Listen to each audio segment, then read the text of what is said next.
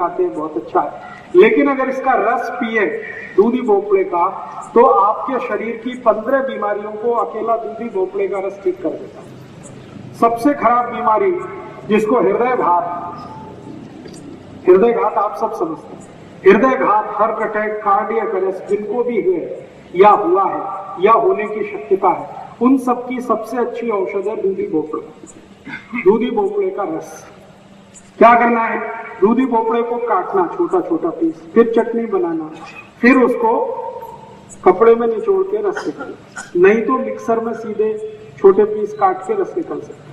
अब ये जो दूधी भोपड़े का रस है, इसमें थोड़ा कोथिंबीर का रस मिला,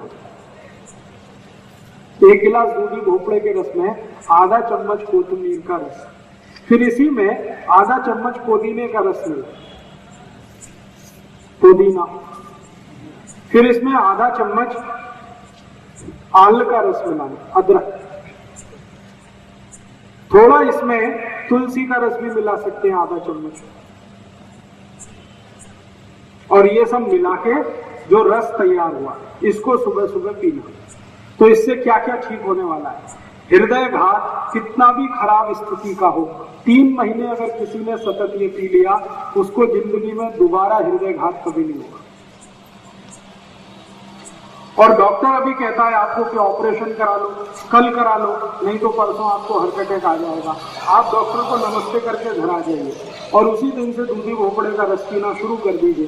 3 दिन भी अगर पी लिया तो मेरी गारंटी है कि अगले 30 साल हार्ट अटैक नहीं आएगा, कभी भी नहीं आएगा। तो हृदय घात की सभी बीमारियों में सबसे अच्छी औषध है दूधी भोपड़े का रस।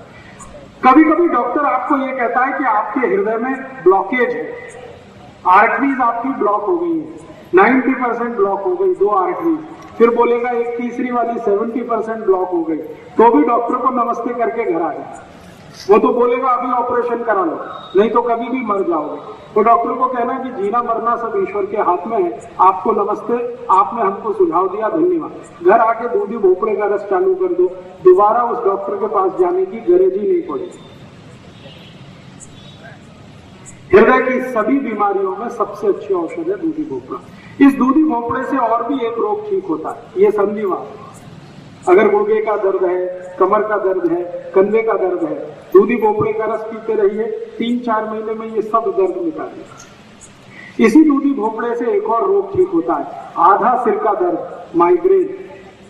इसी दूधी भोपड़े से एक और रोग ठीक होता है, कब्जियत, कोष्ठबद्धता, मलबद्धता। इसी दूधी भोपड़े से एक और रोग ठीक होता है, और वो रोग आपके रक्त के विकार का है। रक्त में कई बार एसिडिटी बढ़ जाती है, रक्त में एसिडिटी आ जाती है, ज्यादातर एसिडिटी पेट में होती है, लेकिन कई बार रक्त में आ जाती है, और रक्त की एसिडिटी सबसे खराब होती है। इतने खतरनाक रोग आते हैं कि जिसको ठीक कोई ना कर पाए। सोराइसिस हो सकता है, इचियोसिस हो सकता है, एक्जिमा हो सकता है। इन सभी रोगों में आधारभूत औषधि है दूधी भोपड़े का रस। अगर आपको ब्लड प्रेशर बहुत ऊंचा होता है, बहुत हाई है, दूधी भोपड़े का रस लेंगे, ब्लड प्रेशर नॉर्मल कर देता है। मोटापा बहुत हो गया है, ओबेसिटी आ गई है, वजन बढ़ गया है, दूधी भोपड़े का रस पीजिए, 4 महीने में वजन कम कर देता है। नींद नहीं आती रात को, दूधी भोपड़े का रस पीजिए, बहुत अच्छी नींद आएगी। भूख नहीं लगती, दूधी भोपड़े का रस पीजिए, भूख बहुत अच्छी लगेगी।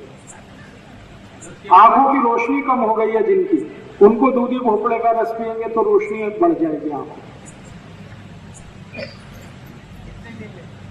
3-4 महीने, लेकिन इसको ज्यादा भी लेंगे तो कोई तकलीफ नहीं आने वाली। 4 महीने तो कम से कम ले ही लीजिए, लेकिन अगर 4 से 8 महीने भी ले लें तो कोई हरकत नहीं। बार बार नहीं मिलते, बार बार मिलेगी, घर में लगा लीजिए। दूधी भोपड़े का एक बीज आप लगाएंगे तो उस पर कम से कम 100 दूधी भोपड़े आएंगे, तो घर में लगा लीजिए। कितनी जगह में, छोटी सी जगह में हो जाती है, गमले में भी हो जाती है, कभी भी मिलेगी। अच्छा, लगाना क्या जी नहीं मिला, समझ ले। हाँ, दूधी भोपड़े के रस से भी काम होगा, लेकिन परिजात में बहुत जल्दी होगा, इसमें थोड़ा देर होगा। रस लेने के बाद कितने देर 40 मिनट तक कुछ खा नहीं सकते। दूधी भोपड़े का रस लेने के बाद 40 मिनट तक कुछ खाना पीना नहीं, 40 मिनट बाद कुछ भी खा पी सकते।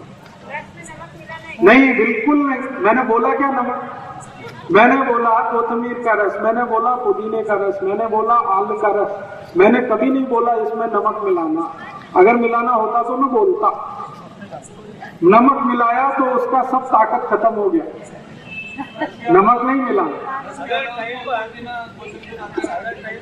नहीं मिला जी, नहीं मिला तो कोतमीर का चलेगा। कोतमीर का भी नहीं मिला तो तुलसी का रस तो कभी भी मिलेगा, उतना तो डाल ही दीजिए। आल का रस तो कभी भी मिलेगा, उतना तो डाल लीजिए, पत्ते डाल दीजिए चलेगा। पत्ते डाल दीजिए। मिक्सर में जब पीस रहे हैं तो पत्ते सीधे ही डाल दीजिए तो भी चलेगा।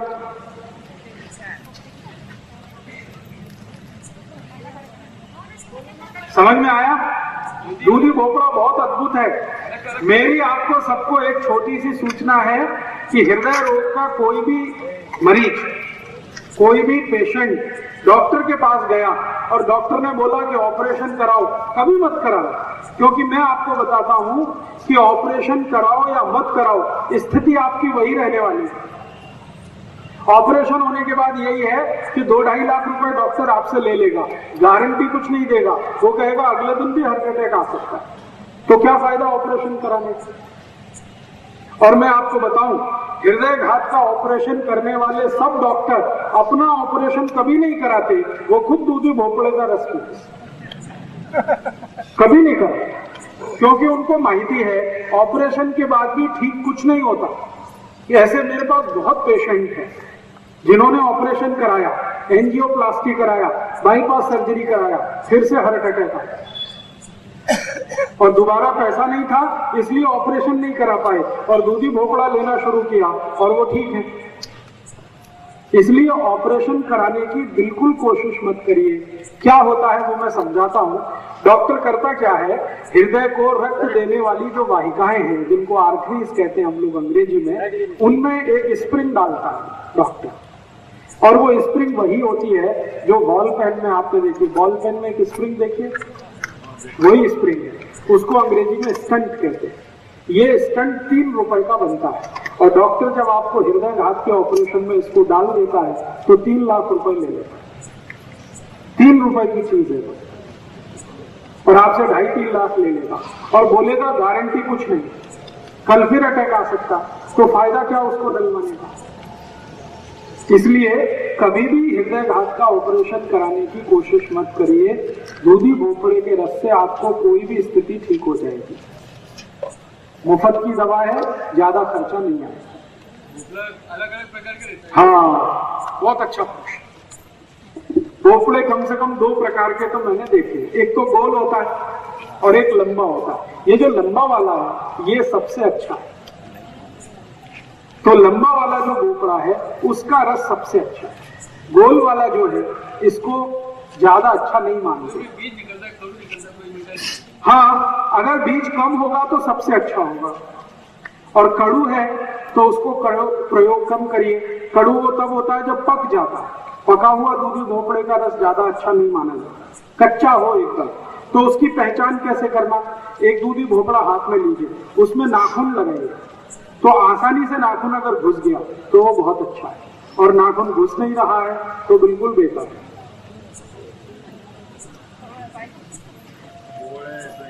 ठीक है, आगे चले चलिए जी। निरोगी मानस भी इसका रस पी सकते, बहुत अच्छे से पी सकते। अगर निरोगी मानुष इसको पिएंगे तो क्या होगा, शरीर के अंदर जितनी भी टॉक्सिक वेस्ट को क्या कहना चाहिए, विजातीय द्रव या विजातीय तत्व जो शरीर के अंदर घुसे हुए हैं, जिसको जहर कहा जाता है, दूधी भोपड़े का रस इस पूरे जहर को पेशाब के रास्ते निकाल देता है। ये शरीर की ऐसी सफाई करता है जैसे कोई नहीं कर सकता। बहुत अच्छी सफाई करता है, रक्त की सफाई करता है, जॉइंट्स जितने भी हृदय के आसपास के वहां सफाई करता है, शरीर के जितने भी जॉइंट्स है वहां सफाई करता है, बहुत अच्छा सफाई करता है। जैसे किसी गाड़ी को ओवरहालिंग करते हैं ना, वैसे दूधी भोपड़ा शरीर के अंदर की ओवरहालिंग करता है। भाई इसको जरा बंद कर। हाँ, पानी डाल के पीता नहीं है क्या उसको? पानी डाल के ना पिए तो अच्छा है, और अगर कोई मजबूरी है तो थोड़ा पानी डाल दीजिए, ज्यादा मत डालिए। इतना मत पानी डाल दीजिए कि भोपड़ा ना रहे, पानी ही रह जाए। सारे गिराया था मैंने, थोड़ा सा डाला तो चला नहीं। थोड़ा सा मामूली उतना। जब आप उसको पीस रहे हैं तो थोड़ा पानी तो लगेगा, बिना पानी के पिसेगा नहीं, उतना पानी। वो एक बार लेने बाद में और बार-बार लेते हैं। बार बार माने हर महीने में 30 दिन होते हैं, 30 दिन रोज सुबह 1 गिलास पी सकते हैं। अगर आप स्वस्थ हैं तो 200 मिलीलीटर का गिलास इतना काफी है, और बीमारी वालों को 300 मिलीलीटर। साल भर लेना। साल भर ले सकते हैं, कोई हरकत